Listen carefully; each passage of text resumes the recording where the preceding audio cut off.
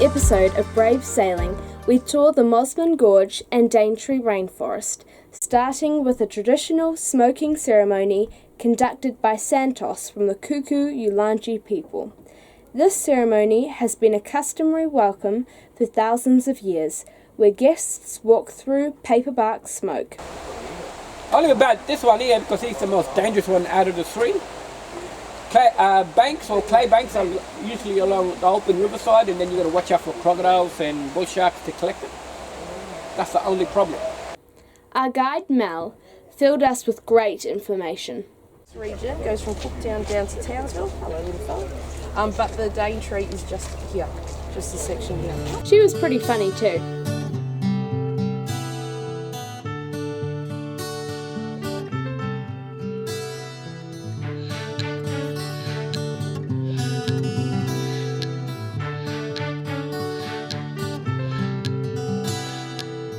Cassowary plums. Only the cassowaries eat this fruit. A bit like a blue avocado, but very toxic to humans.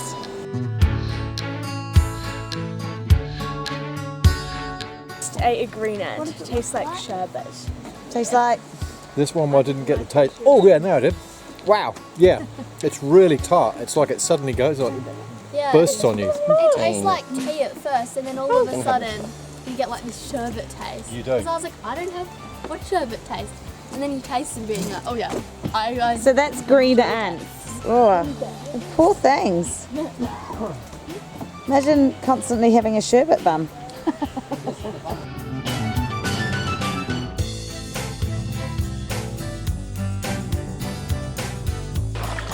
Wow, look at you. And you've been swimming around with us. Oh, it's so cute!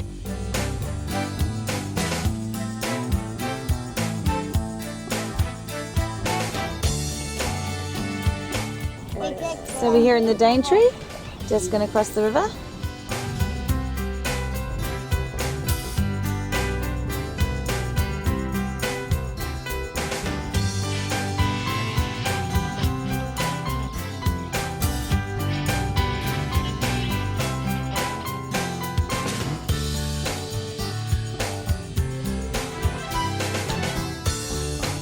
This was a perfect day of exploring, but back in Port Douglas, we were soon saying fair winds to our friends on Argo. Our travels would take us in different directions, them back south, while we would visit the Low Isles. It's a beautiful day today. We're leaving with Kat and Ivana from Port Douglas, and we're going to head out to the Low Isles for the night. Let's just see if we can get some clear water for a little bit without any crocodiles. And then we thought we might head out to Bat Reef, which is another reef that forms part of the Great Barrier Reef.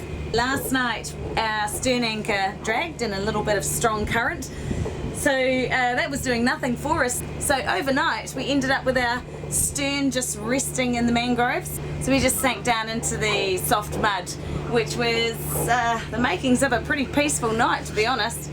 But in the morning we were floating again and decided that we wouldn't put the stern anchor out, we'd just shimmy into the middle of the river-ish and anchor, just leaving enough of a channel there for the tourist boats to go past.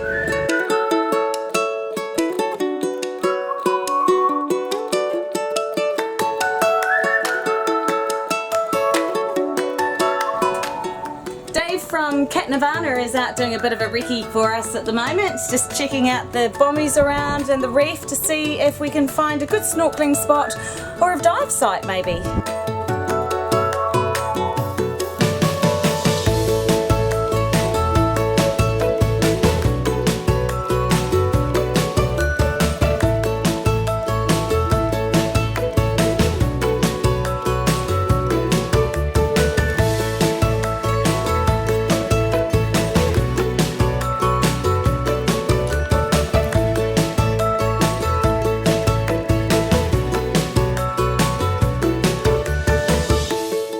Reef is playing with Lego because he is doing D&D with me. Yeah, and I'm spinning Priya's friend's head right around. I'm making Reef's cake right now because it's his birthday tomorrow.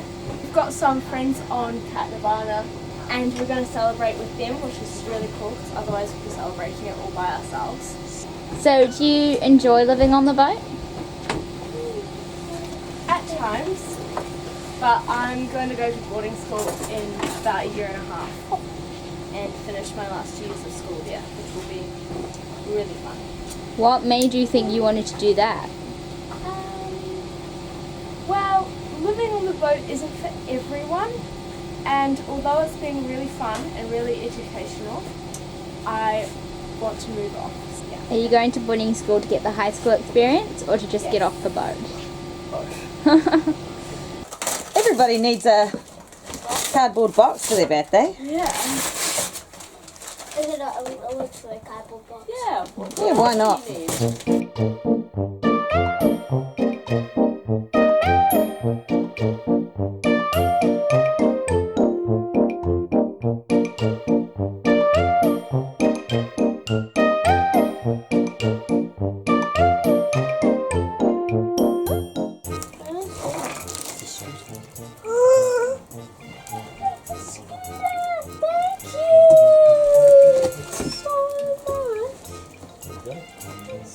That's looking like a pretty funky scooter.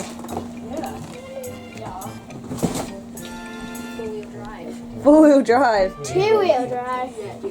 Hooray! Hooray! Ready? Can you get the ball? Big breath. Go. Happy birthday, Ray. Yeah. And your boat's not on Happy birthday, fire. Reef. Win-win. I know. Well, leaving Bat Reef now.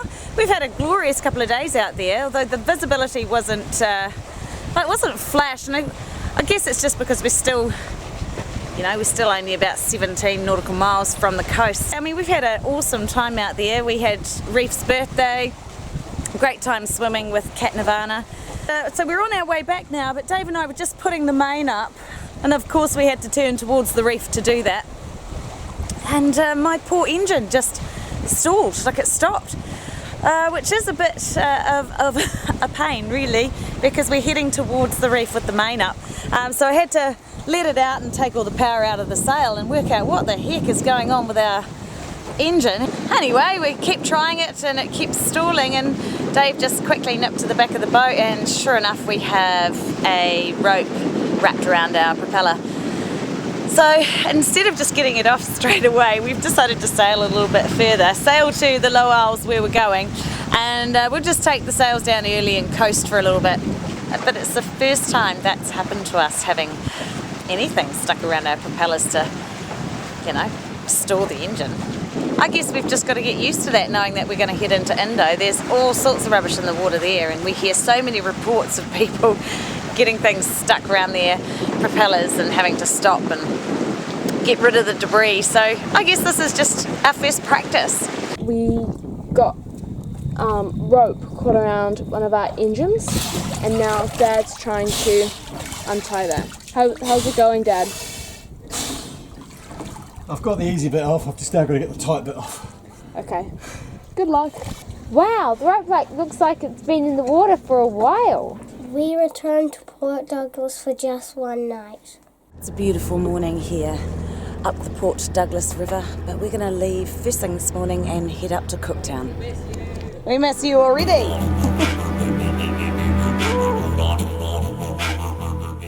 We've been flying up the coast.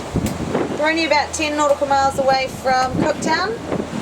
Museums in Cooktown were closed when we arrived, a consequence of COVID and a lack of volunteers. But Cooktown became notable as the river mouth where Captain James Cook beached his vessel the Endeavour in 1770 for repairs. It was also the meeting place of two vastly different cultures, and the first recorded sightings of kangaroos. So Cooktown just has all the sand dunes at the back, and then as you go around the front you can see just the old historic buildings.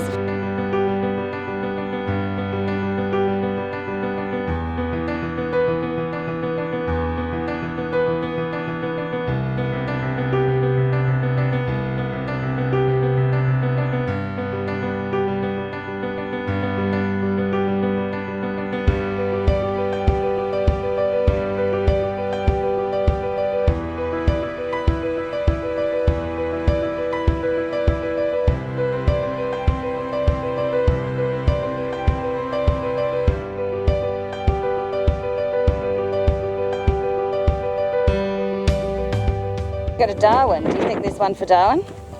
Have a look. Which direction do you think Darwin is in? That way. Yeah, it is that way. Well done. Around northwest a little bit, or even west. Oh, here it is. Darwin. Oh, It's directly west.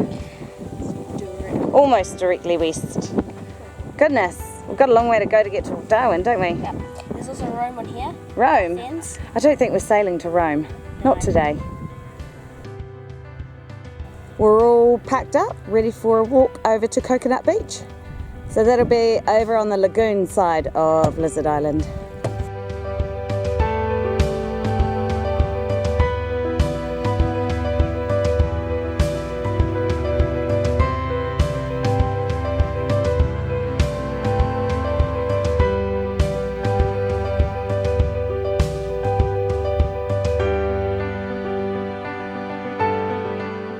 How cool is that reef? We didn't think we'd see these guys again in Australia, but they've just been on the reef and they've called into Lizard just about half an hour before we leave. So we get a quick hello and a quick goodbye.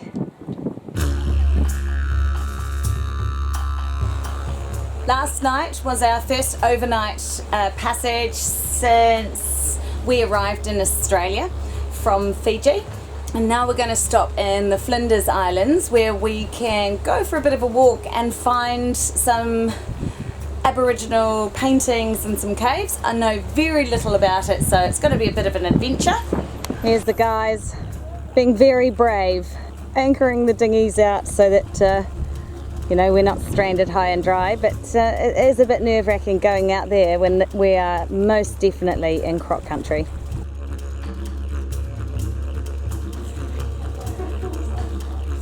This is very cool. This is a gallery.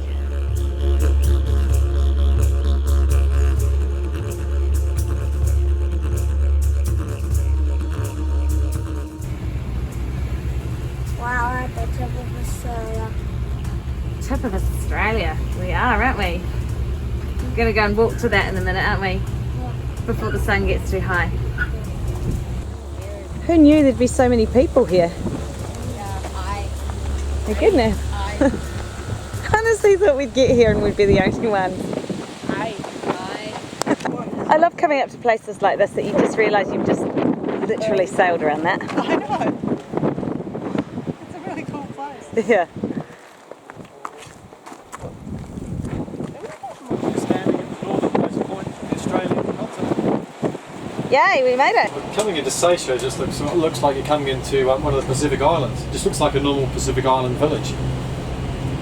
I think this might be the extent of Seisia's playground. But that doesn't matter, because the kids have got the wharf over there.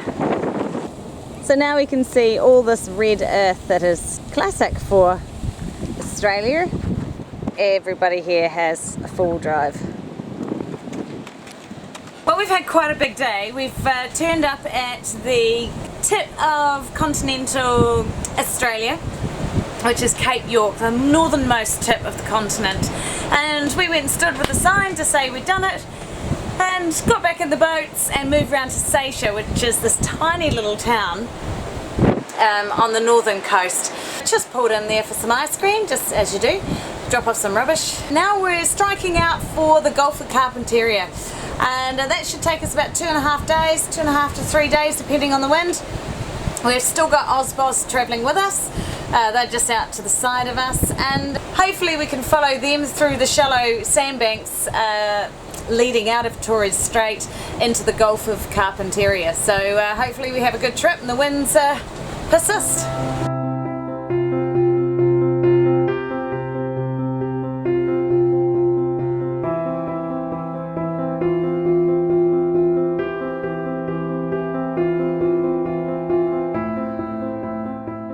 Join us next time as we complete our journey to Darwin, rent a camper van and discover the Northern Territory.